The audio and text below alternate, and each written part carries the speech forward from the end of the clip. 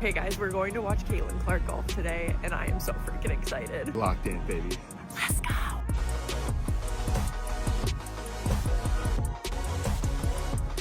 Caitlin Clark's move has triggered panic among WNBA sponsors. She has taken up golfing in the postseason, and the LPGA is capitalizing on the opportunity. They are fully riding the Caitlin Clark craze, and the ratings have reached record highs. This surge has caused concern within the WNBA, as sponsors are now ready to place their bets entirely on Caitlin Clark. The league appears to be in serious trouble. There she is, the woman of the hour, Caitlin Clark, arriving to Pelican Golf Club outside Tampa earlier this morning to compete in the Annika driven by Gainbridge Pro-Am. The 23-year-old Indiana Fever guard, known for her signature logo threes and exceptional court vision that transformed college basketball into a cultural sensation at Iowa, entered the WNBA in 2024 like a supernova.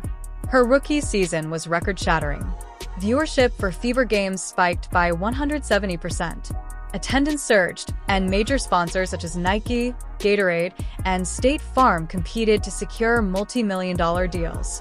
By 2025, however, injuries limited her to just 13 games, exposing the league's vulnerabilities.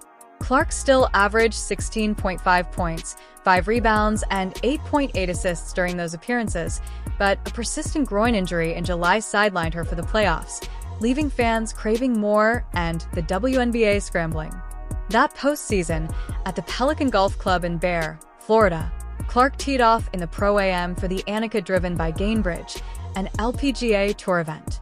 She was paired with world number 2 Nelly Korda and supported by Fever teammates Sophie Cunningham and Lexi Hull as celebrity caddies. Clark's participation wasn't just a casual appearance. It marked a seismic shift, sending shockwaves through the WNBA's sponsorship landscape, igniting fears about the league's financial stability. Insiders emphasized that this wasn't a departure from basketball.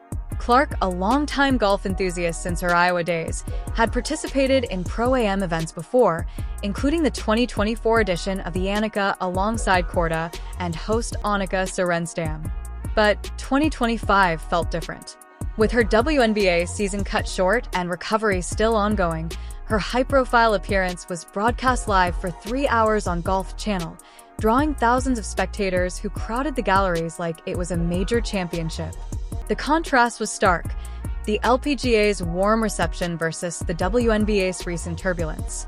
Sponsors had invested a record $200 million into the WNBA in 2024, largely due to Clark's influence. Now, many are whispering about reallocating funds toward women's golf, viewing it as a platform where Clark's star power translates seamlessly, absent the physical strain or league controversies. This shift has triggered a sponsorship crisis that threatens the WNBA's already fragile financial structure, prompting emergency meetings at league headquarters and frantic PR efforts that only intensify the growing confusion. While the WNBA has struggled to maximize Clark's supernova impact, the LPGA is fully embracing it. Clark's return to the Annika Pro-Am wasn't mere celebrity filler, it was a calculated elevation. Her 2024 appearance generated 395 TV segments mentioning her participation, from ESPN's SportsCenter to Pardon the Interruption, boosting impressions by more than 34 million, figures most LPGA events can only dream of. In 2025, the LPGA doubled down. Golf Channel expanded coverage to a full 3-hour live segment on Golf Today starting at 10 a.m. Eastern, featuring walk-and-talk interviews, slow-motion swing analysis, and even commentary on Clark's nerve-wracking tee shots alongside Korda. LPGA Commissioner Craig Kessler stood at the first tee himself, smiling as crowds, wearing Fever jerseys and Iowa Hawkeyes gear, erupted in cheers for Clark's 35-foot birdie putt, which stunned pros like Sorenstam. The LPGA's approach is precise. Leverage Clark's 2.5 million Instagram followers and crossover appeal to attract younger and more diverse audiences to a sport often seen as traditional. Fresh off her 2024 Player of the Year recognition, Korda expressed post-round admiration, saying, "It's so cool to see how many people she brings to a different sport, how much of a needle she moves." Clark reciprocated, describing the event as powerful and crediting golf's mental rigor for sharpening her basketball skills, an ironic statement considering her ongoing WNBA struggles. Gainbridge, her ambassador partner and the title sponsor of the Annika, reaped significant benefits. Their 2024 Brand Activation of the Year award was driven largely by Clark's involvement, and 2025 event photos featuring Clark, Korda, and sponsor invitee Lauren McGuinn went viral, amplifying return on investment. In contrast, the WNBA showed restraint. While the league celebrated Clark's 2024 impact, credited with generating $50 million in new sponsorships, it hesitated to pursue bold cross-promotional strategies for fear of diluting basketball purity. The LPGA, however, integrated her appearance effortlessly. Clark's group recorded a net score of 59 on the par 70 course, mixing humor with highlights such as her striped fairway drive on the 10th hole. Following the event, LPGA officials teased future invitations, with Sorenstam hinting at a broader, beyond golf, competition for women's sports stars. Sponsors like Nike, already teasing a 2026 Clark-branded golf shoe line, view the LPGA as a low-risk extension. No flagrant fouls, just fairway admiration. Viewership for the Pro-Am surpassed the weekend rounds, with early Nielsen reports confirming that Clark's presence in another sport is a marketing goldmine. There is growing speculation that Clark could eventually become a regular LPGA ambassador, potentially competing in celebrity events like the Grant Thornton Invitational. Swing analysis experts praise her balanced follow-through and minimal slice, suggesting untapped potential. If this trajectory continues, the LPGA could siphon viewers from the WNBA, especially among Clark's Gen Z fanbase, who see golf as aspirational rather than oppositional. New hires under Commissioner Kessler, including Chief Sales Officer Monica Fee, indicate a strategic shift toward Clark-style crossovers, possibly adding $100 million to media rights by 2027. The LPGA isn't just capitalizing on momentum, it's reinventing it. Meanwhile, at WNBA headquarters in New York, the atmosphere resembles a bunker under siege. Clark's golf spotlight came just weeks after a turbulent 2025 season.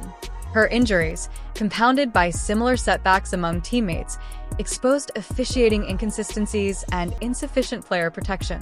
Without Clark's full participation, league-wide attendance fell by 15%, and All-Star Game viewership plunged to 2.2 million, a stark drop from the Clark-fueled high of 2024. Then came Nafessa Collier's October bombshell. The Lynx star publicly criticized Commissioner Kathy Engelbert, calling her the worst leader in the world, and sharing an alleged February exchange where Engelbert dismissed rookie salary concerns by saying Clark should be, on her knees, thanking the league for her $16 million in off-court earnings. In her first media appearance following injury, Clark backed Collier's core points, advocating for stronger leadership across all levels as CBA negotiations approach their October 31st expiration. Cunningham also spoke out, criticizing league officials and leadership as tone-deaf and disconnected from basketball realities. Engelbert responded with a statement expressing disappointment over what she called mischaracterizations. During the pre-finals press conference, the league outlined vague reforms such as improved injury protocols, measures that many deemed too little, too late. By November 12th, Clark's Pro-Am tee time had sparked widespread crisis.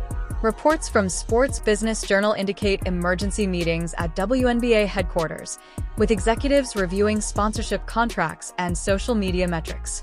A leaked internal memo, shared via YouTube and X, reportedly warned of sponsor panic if Clark's golf exposure begins overshadowing WNBA narratives, urging public relations teams to position her outing as part of her rest and recovery rather than a potential shift in athletic direction.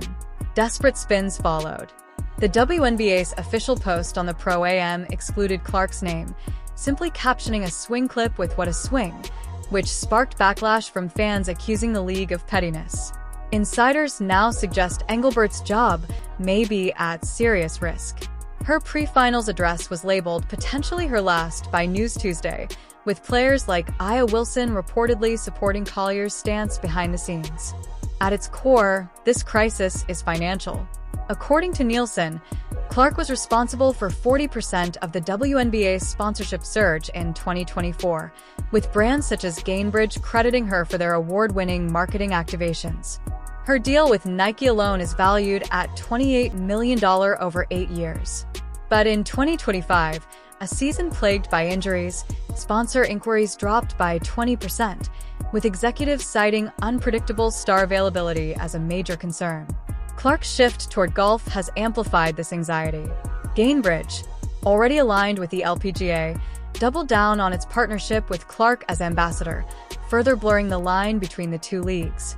Speculation is now rampant. Could companies like State Farm or Gatorade redirect ad budgets toward LPGA events? Early reports indicate Clark's Pro-Am generated 50% more social engagement than the WNBA Finals opener. The implications are alarming. The WNBA's $2.2 billion media rights deal running from 2025 to 2036 is heavily dependent on the presence of stars like Clark. Without her full availability, projections could fall to $1.8 billion. Sponsors increasingly fear a long-term pivot to safer ventures. Golf offers major endorsement potential without the injury risks or the elbows to the throat. On social media, comments like "she'd be justified walking away from the chaos" echo widespread sentiments about the league's physical toll.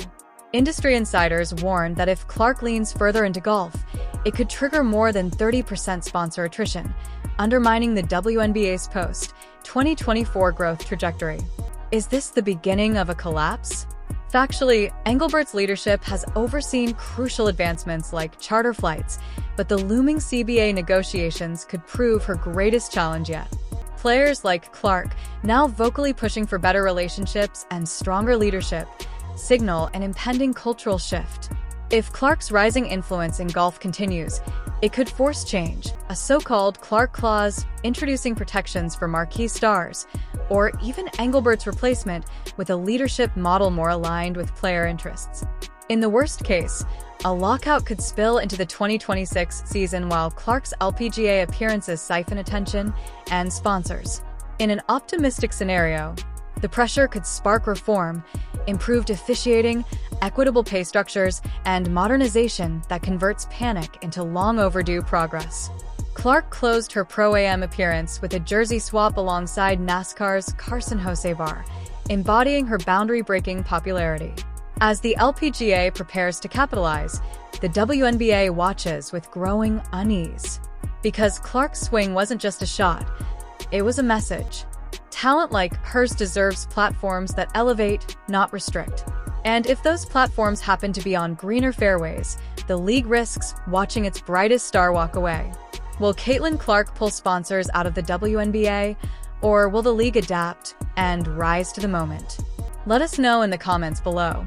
Don't forget to like, share, and subscribe to our YouTube channel. Stay tuned.